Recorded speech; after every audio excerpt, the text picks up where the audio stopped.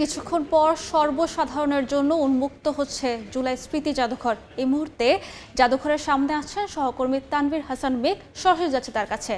মেঘ, জুলাই গণ অভ্যুত্থান যে স্মৃতি জাদুঘর রয়েছে সেটি কিন্তু আজ থেকে সাধারণ মানুষ এবং দর্শনার্থীদের জন্য কিন্তু উন্মুক্ত করে দেওয়া হয়েছে এবং সেই সঙ্গে এই জুলাই গণ অভ্যুত্থান যে স্মৃতি জাদুঘর রয়েছে সেখানে বয়স্ক যারা রয়েছেন তাদের প্রবেশ করতে হলে গুনতে হবে 50 টাকা এবং অন্যদিকে যারা শিশু রয়েছেন তাদের গুনতে হবে কিন্তু 20 টাকা করে। এবং সেই সঙ্গে আজকে সকাল 10টা থেকে এটি উন্মুক্ত করার কথা ছিল, তবে এখানে প্রবেশ করতে হলে অনলাইনের যে স্লট রয়েছে সেই স্লটের মাধ্যমে কিন্তু বুকিং করে তাদের ঢুকতে হবে এবং একটি সময়সীমাও রয়েছে দর্শনার্থীদের প্রবেশের। সেই দর্শনার্থী যদি বেশি হয়ে যায় তখন কিন্তু এই জুলাই গণঅভ্যুত্থানের যে জুলাই স্মৃতি জাদুঘর যেটি রয়েছে সেখানে কিন্তু আর প্রবেশ করতে দেওয়া হবে না। এবং আপনারা দেখছেন যে প্রবেশ করার জন্য কিন্তু এখানে সারিবদ্ধভাবে দর্শনার্থীরা কিন্তু দাঁড়িয়ে আছেন এবং এখন পর্যন্ত যে প্রবেশের যে গেটটি রয়েছে সেটি কিন্তু বন্ধ রয়েছে। সকাল থেকে কিন্তু অনলাইনে স্লট বুকিংয়ের মাধ্যমে দর্শনার্থীরা এটি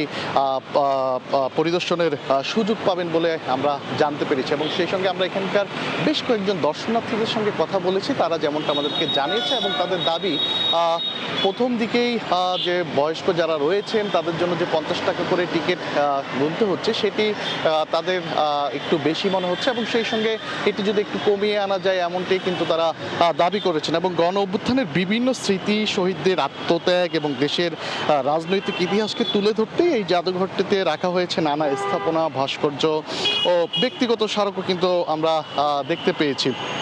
জাদুঘরের মূল প্রবেশপথের পাশে সাদা মার্বেলের পাথরে নির্মিত জুলাই মেমোরিয়াল এ আন্দোলনে নিহত শহীদদের নাম খোদাই করা হয়েছে। এর পেছনে আবার উন্মুক্ত যে প্রতীকী গণকবর সেটিও কিন্তু রয়েছে, যেটি প্রবেশ করতে দিলে আমরা নিশ্চয়ই আপনাদেরকে দেখাতে পারবো। এবং আন্দোলনে আমরা জানি যে পানি বিতরণ করতে গিয়ে নিহত মীর মাহফুজুর রহমান যিনি রয়েছেন তার স্মরণেও কিন্তু নির্মাণ করা হয়েছে মুগ্ধর ওয়াটার কর্নার এবং জাদুঘর গ্যালারিতেও স্থান পেয়েছে শহীদ আবু সাঈদের যে দৃশ্য সেটিও কিন্তু এই ভিতরে কিন্তু আমরা দেখতে পেয়েছি। তো সব কিছু মিলে বলা চলে যে আজকে সাধারণ মানুষের জন্য যেমন উন্মুক্ত করা দেওয়া হয়েছে, সেই সঙ্গে সঙ্গে সকাল 10টা নাগাদও কিন্তু আমরা দেখতে পাচ্ছি যে সাধারণ দর্শনার্থীরা কিন্তু লাইন ধরে দাঁড়িয়ে আছে ভিতরে প্রবেশ করার জন্য। তো এই ছিল আমার কাছে সর্বশেষ।